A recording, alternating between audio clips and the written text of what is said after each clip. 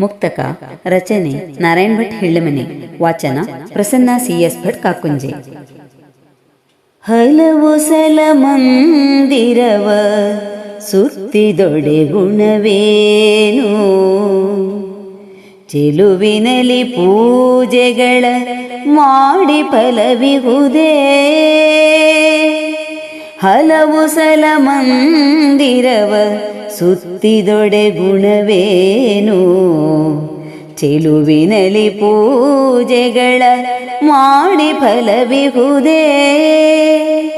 ಬಳಲಿರುವ ತಾಯ್ ತಂದೆ ಇರಲೊಲವು ತೋರದಿರೆ, ಬಳಲಿರುವ ತಾಯ್ ತಂದೆ ಇರಲೊಲವು ತೋರದಿರೆ, ಫಲ ಒದಗುವುದೇ ನಿನಗೆ ಇಳ್ಳೆನಾಭ.